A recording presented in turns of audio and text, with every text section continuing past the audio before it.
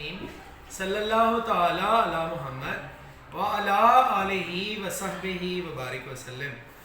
Students, हम लोगों ने इनकम टैक्स का जो न्यूमेरिकल है उसके रूल्स के ऊपर जो है वो बात करना स्टार्ट की हुई है और आज हमारे उन रूल्स का जो लास्ट पोर्शन है इनकम फ्रॉम अदर सोर्सेज वो जो है वो कंप्लीट होने जा रहा है। हमने इससे पहले 4 सोर्सेज जो है वो पढ़े हैं।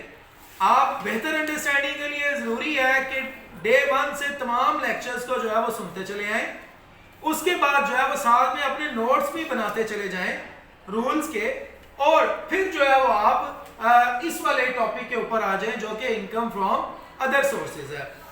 अगर लाइट के रिफ्लेक्शन की वजह से, कैमरे के ब्लर होने की वजह से, किसी भी इशू से आपको कोई चीज़ लिखी नजर ना आए तो आप सुन अच्छे से लें कि आप जो है वो उसको अंडरस्टैंड कर सकें कि लिखा क्या है।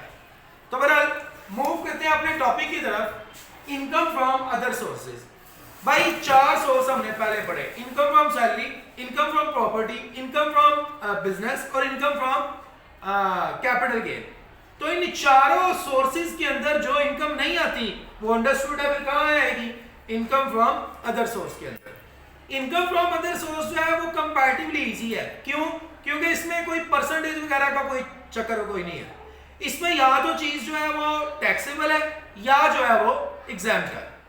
तो जनाब हम जो है वो बात स्टार्ट कर रहे हैं अपने इनकम फ्रॉम एग्रीकल्चर या एग्रीकल्चर इनकम। भाई याद रखें, एग्रीकल्चर इनकम हमेशा जो है वो एग्जाम्प्ट हुआ करेगी। आपकी ज़राअत से हासिल होने वाली इनकम, उसको एग्रीकल्चर इनकम कहते हैं। उसके बाद एनी गिफ्ट रिसीव्ड, आपने अपने अब्बा जी से कोई गिफ्ट लिया, अपनी वालदा से लिया, तो आपको वो जो गिफ्ट मिला ना उस गिफ्ट के ऊपर आपने कोई भी टैक्स पे नहीं करना, वो भी टोटली एग्जाम्प्ट होता है। आप किसी को गिफ्ट देते हैं तो वो जो उसको मिलेगा उसके लिए भी वो टोटली एग्जाम्प्ट होगा। Profit on sale of residential furniture और कार, आपने अपने घरेलू फर्नीचर को जनाब बेच दिया, आपने अपनी पर्सनल कार को बेच दिया। घरेलू फर्नीचर या पर्सनल कार बेच के आपको पैसा मिला तो उसके ऊपर कोई टैक्स नहीं है, उसको कहते हैं रेजिडेंशियल घरेलू।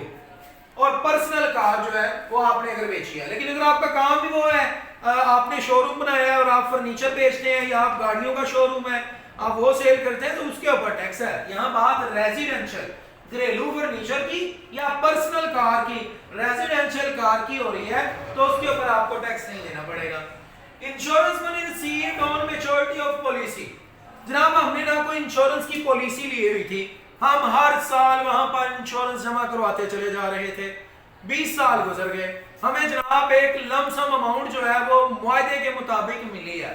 जब मुकर्ररा तारीख आ गई, मैच्योरिटी डेट आई और हमें इंश्योरेंस कंपनी से एक लमसम अमाउंट मिली, उसके ऊपर हमने टैक्स नहीं देना, वो भी हमारा एग्जाम्प्ट है जनाब। आगे मूव करें तो हमारे पास income amount receive from abroad, बैरून मुल्क से हमने अगर कोई पैसे वगैरह रिसीव किए हैं तो उसके ऊपर भी हमें कोई टैक्स नहीं देना पड़ता। उसके बाद जनाब आप मजीद बात आगे बढ़ाएं, cash award granted by president. भाई पाकिस्तान के सदर, उन्होंने आपको किसी किस्म का कोई कैश अवार्ड दिया है आपकी बेहतर कारकर्दगी की वजह से, तो वो जो कैश अवार्ड आपको मिला है वो कैश अवार्ड प्रेसिडेंट से, सदर से जो मिला है उसके ऊपर भी कोई टैक्स नहीं होगा। Scholarship receive from HEC, HEC कहते हैं higher education commission. Higher education commission Pakistan में जो इसकी बैचलर लेवल की स्टडीज से ऑनवर्ड पीएचडी तक जितनी भी स्टडीज है उसको देख रहा होता है। तो जनाब हायर लेवल पर स्टडी करते हुए आपको हायर एजुकेशन कमीशन से कोई अवार्ड मिला, कोई कैश प्राइज मिला, तो उसके ऊपर भी कोई टैक्स नहीं होगा। उसके बाद encashment of DSC, defence saving certificates. भाई आपको गवर्नमेंट जो है ये अपॉर्चुनिटी देती है कि अगर आपके पास पैसे हैं और आप उनको इन्वेस्ट करना चाहते हैं किसी प्रॉफिटेबल बिजनेस के अंदर और सेफ खेलना चाहते हैं, तो उसके लिए फिर आप डिफेंस सेविंग सर्टिफिकेट खरीद लें या अदर डिपॉजिट सर्टिफिकेट या कोई भी और डिपॉजिट सर्टिफिकेट ले लें। इसकी मिसाल हमारे पास है, आपने देखा होगा कहीं पे रोड के ऊपर आपको बैंक्स के अंदर एक बैंक नजर आया होगा जिसका नाम है नेशनल सेविंग, मरकज़े कौमी बचत। वो जो मरकज़ कौमी बचत, वो नेशनल सेविंग है ना, वहां से आपको डिपॉजिट सर्टिफिकेट्स वगैरह मिलते हैं। आप जाके वहां पैसे दें, वो आपको एक सर्टिफिकेट दे देंगे, हर महीने या हर साल या हर 6 माह बाद जो उसकी पॉलिसी होगी उसके मुताबिक आपको उसके ऊपर प्रॉफिट मिलेगा। तो जब आप अपने उस डिफेंस सेविंग सर्टिफिकेट को या अदर डिपॉजिट को जाके सर्टिफिकेट को जाके वापस करें और अपने पैसे ही उनसे ले लें, तो उसके ऊपर भी आपको किसी किस्म का कोई टैक्स जो है वो पे नहीं करना पड़ेगा। उसके बाद जनाब यहां से बात शुरू हो गई है, ये वो सारे थे जो कंप्लीट एग्जाम्प्ट हैं। अब ये वो चीजें हम देखने जा रहे हैं जो हमारी टैक्सेबल होंगी। रेम्यूनरेशन फ्रॉम लिटरेरी वर्क, भाई याद रखें, अगर आप प्रोफेशनल राइटर हैं बुक्स के, उसके ऊपर टैक्स नहीं है। लेकिन अगर आप राइटर हैं बुक्स लिखने के, वो वाली बुक्स जो हम अम्यूजमेंट के लिए इस्तेमाल करते हैं, मिसाल के तौर पे पोएट्री, ड्रामा निगार जो ड्रामे लिखता है, जो नॉवल लिखता है, जो पोएट्री लिखता है, ये प्रोफेशनल नहीं है, ठीक है ना। तो वैसे आप ये एक लिटरेरी वर्क कर रहे हैं, आप जो है वो उर्दू अदब का काम कर रहे हैं, तो आप अगर प्रोफेशनल राइटर हैं बुक्स के, आप अकाउंटिंग की बुक लिखते हैं, आप जनाब टैक्स की बुक लिखते हैं, आप मार्केटिंग से रिलेटेड बुक लिखते हैं, ये प्रोफेशनल बुक्स हैं। ये जो लिखेगा उसके ऊपर उसे जो रॉयल्टी मिलेगी वो टैक्सेबल नहीं है। लेकिन अगर जनाब आप नॉन प्रोफेशनल बुक्स को लिखते हैं, ये लिखा हुआ है इसने नॉन प्रोफेशनल राइटर, तो जनाब नॉन प्रोफेशनल राइटर वो है पोएट, आर्टिस्ट, ड्रामा निगार।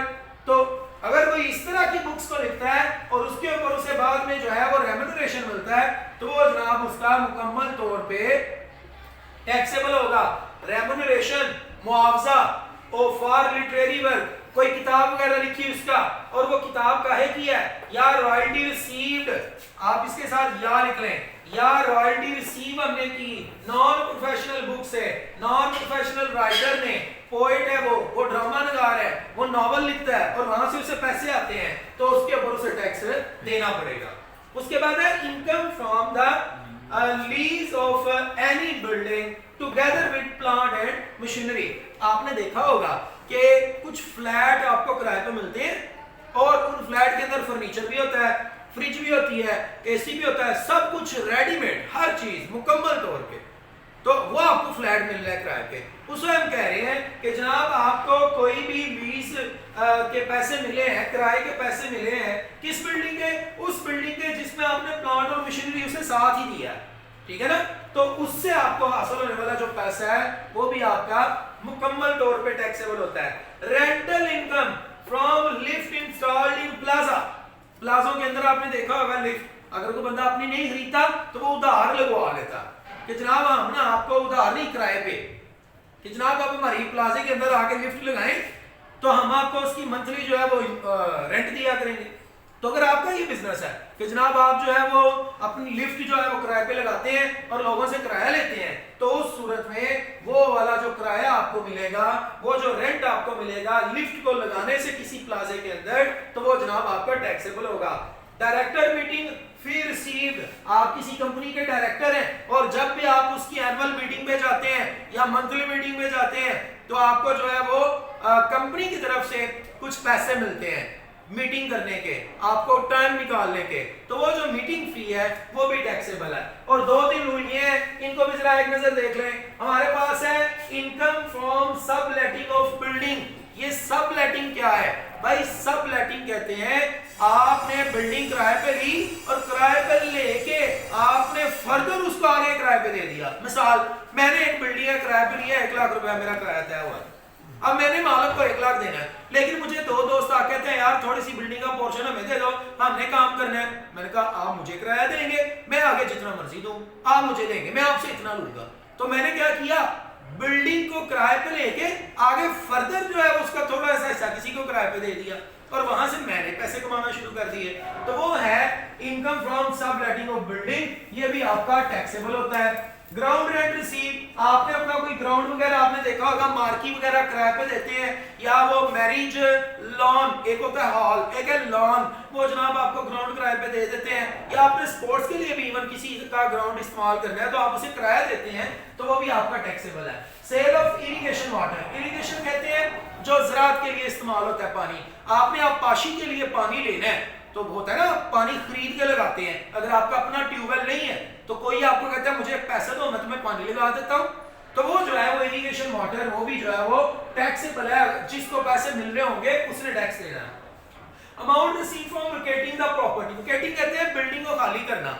आपने किसी की प्रॉपर्टी इस्तेमाल कर रहे थे, अब आप खाली करने लगे हैं, खाली करने के बदले आपको कुछ पैसे मिलते हैं। अगर आप बिफोर टाइम खाली करें तो मालिक आपको कह रहे भाई खाली करो, मैं तुम्हें कुछ पैसे देता हूँ ताकि मेरी बिल्डिंग तुम छोड़ दो, तो उसके लिए फिर क्या है जनाब, जितनी भी अमाउंट हमने रिसीव की होगी वो रिसीव की हुई अमाउंट लिखनी है। और हमने जब बिल्डिंग किराए पे ली थी तो कुछ ना कुछ एडवांस भी तो दिया होगा, तो जो हमने एडवांस दिया होगा वो जनाब उसमें से माइनस करना है। जो जवाब आएगा उसका 1/10 लेके तो हमने उसको जो है वो टैक्सेबल बनाना है। ये वो सारी चीजें थी जिनके ऊपर टैक्स लगेगा या टैक्स नहीं लगेगा। उम्मीद है कि आपकी अंडरस्टैंडिंग जो है वो डेवलप हुई होगी। हमारे 5 सोर्सेज मुकम्मल हो चुके हैं। इंशाल्लाह फर्दर जो है वो आने वाली क्लास में हम जो है वो मजीद आगे बढ़ाएंगे अपने इनकम टैक्स न्यूमेरिकल को। तब तक जो है वो आफ्ताब अत्तारी ऑफिशियल को देखते हैं।